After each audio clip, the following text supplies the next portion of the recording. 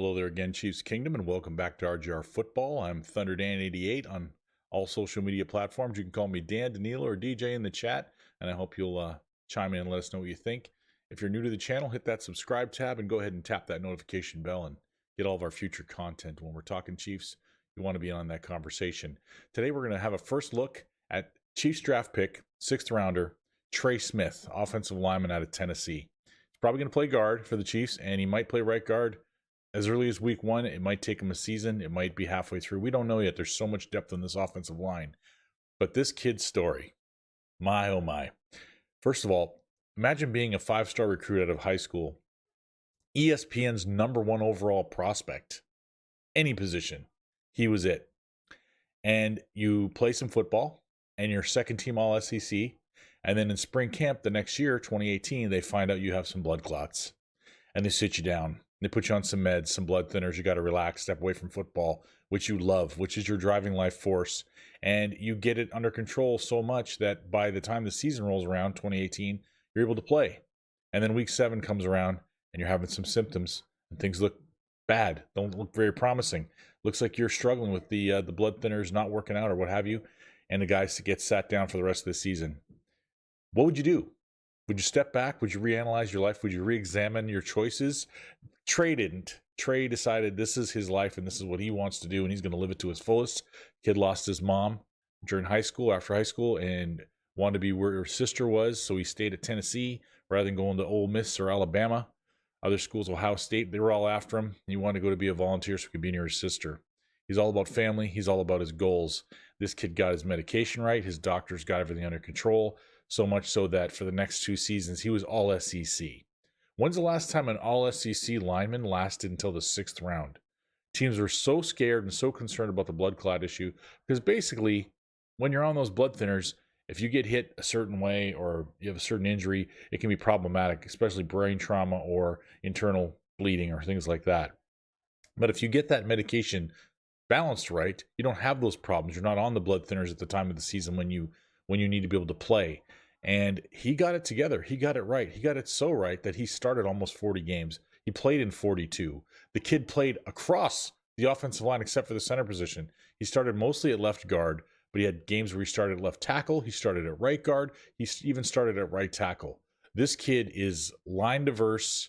He's massive, 6'5" and a half. He's listed as 335 now. He came out of college. He was 321, but, of course, training for pro day, et cetera, et cetera. My player comp for him, now, again, as I always, my addendum, I'm not saying he's this guy now. I'm saying coming out of college, and more so style-wise. Stylistically, he's such an aggressive, violent, torque-using player. He dominates his opponents. He's expressed himself. There's nothing he enjoys more than imposing his will on the opponent and then seeing their face look defeated when they get up. He loves it. He's giggling, talking about it. That's the kind of O-line you want in front of you if you're an offensive skills player. And my player comp for him, Chiefs fans are familiar with. We had a brief look at him last year before he tore both of his knees, given everything he had for us. Kelechi Osemele. Now, Kelechi Osemele is the Godzilla manifested pro many years in the league version because he developed himself as a mature athlete and had been in the league for quite a while. But I think Trey Smith's got some of that mojo and he's got some of that potential. That said, Kelechi Osemele is still working on his comeback. If he ends up in the Chiefs roster as another depth player, I'm just here's my nickname. This is the nickname I'm going with. We're going to call the O-line Mariana Trench. It's the Mariana Trench O-line. It's the deepest oceanic trench in the world. It'd be such a deep O-line if we get Kelechi Osemele.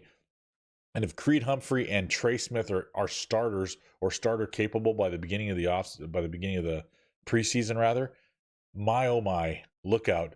This kid's got all the potential in the world.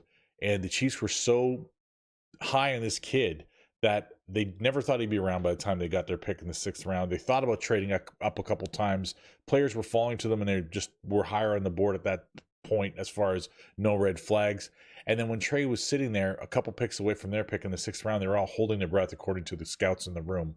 And they literally, when they were able to pick him, everybody started high-fiving around the room. I don't know that 6th round draft picks elicit high fives around the war room on draft day. This kid is a special kid. This kid would have been a 1st or 2nd rounder if he didn't have any kind of medical issue. It seems to be under control, by all accounts, Rick Burkholder, the medical staff of the Chiefs seem to think they might even have another combination of medications that could make it even easier for him to keep things under control. But like I said, the kid started almost 40 games. He's played in 42. Clearly, he can get out there. Clearly, he can do what he does. And when he's out there doing what he does, oh, it's pretty. It'd be pretty darn good to have him out there in front of Clyde Edwards-Helaire.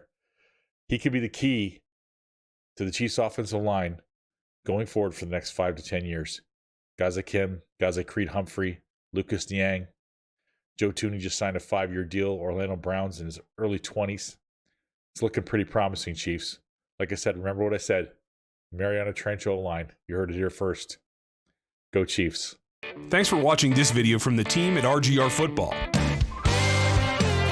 Click these videos to see more and subscribe to RGR Football.